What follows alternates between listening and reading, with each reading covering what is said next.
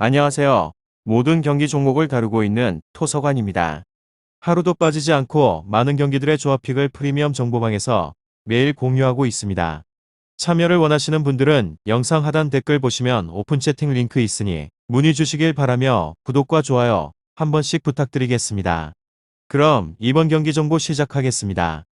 보훔 마인츠 축구와 관련하여서 보훔은 승부차기 끝에 아우크스를 제압을 하였고 마인츠는 빌레펠트를 잡고 16강에 나섭니다.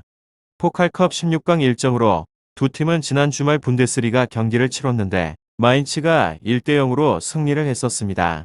다음으로 보훔은 승격팀이지만 나름 안정적으로 시즌을 치르고 있는 중입니다. 리그에서 19경기 동안 7승을 따내며 중위권에 이름을 올리고 있고 포칼에서도 아우크스를 제압했습니다. 지난 주말 마인츠 원정에서는 석패를 하였지만 전반 얻어냈던 페널티킥을 폴터가 성공을 하였다면 승리도 기대할 수 있었습니다. 로실라와 로웬 등 꾸준하게 주전자리를 내주지 않는 삼선 조합이 중원에서 경쟁력으로 보이고 있고 라이치와 감보아 등 수비에 대한 라인도 홈 경기력이 좋습니다.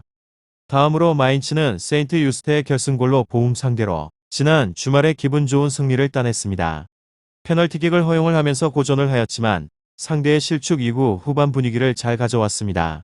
부상 중이던 니아카테가 돌아온 수비가 안정을 찾았고 마르틴스와 코우를 벤치로 밀어낸 스태치와 이재성 등 중원의 경기력이 꾸준합니다. 오니시우는 언제든 골을 노릴 수 있는 선수입니다. 보훔 마인츠 이 두 곳에 있어서 한 경기로 진출과 탈락이 결정이 되는 컵대회이기에 두 팀 모두 수비에 중점을 두고 경기에 나설 것 같습니다. 결과에 있어서는 접전을 보고 있는데 두 팀 모두 주말에서의 리그 일정이 준비가 되어 있는 상황인데 일정이 그리 험난하지 않기에 전력을 다할 수 있게 됩니다. 때문에 로실라와 스태치를 중심으로 주전을 풀 가동을 하면서 물러서지 않는 1진 1퇴의 공방을 펼칠 것 같습니다. 치열한 힘겨루기로 인해서 한쪽으로 쏠릴 경기가 아니기에 90분 동안 승부를 내기가 어렵습니다. 다음으로 보훔 리그에서는 11위로 무패 패승패 순위에 있어서는 중위권에 자리를 하고 있으며 하지만 안심을 한 단계는 아니라는 점입니다. 사실상으로 3위부터 꼴찌까지는 한 경기에 미끄러지면 쭉 내려갈 정도로 순위표가 촘촘하기도 합니다. 최근에 5번의 경기에서 1승밖에 없는 지라포칼컵에서 분위기 반전은 필요한 상황입니다. 상대팀의 원정에 대한 성적을 보게 되면 가능성은 꽤 높다는 점을 알아주셔야 합니다. 이곳은 다득점에 있어서 회의적으로 보고 있으며 우선적으로 득점력을 치게 되면 보훔은 강등권이기도 합니다.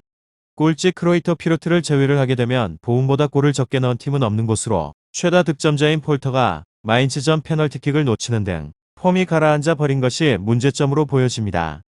보훔 마인츠 축구 최근 5번의 경기에서 2득점밖에 하지 못한 것이 보훔의 창끝이 많이 무뎌졌음을 시사하기도 합니다. 이긴다고 해도 다득점에 있어서는 어려울 전망입니다.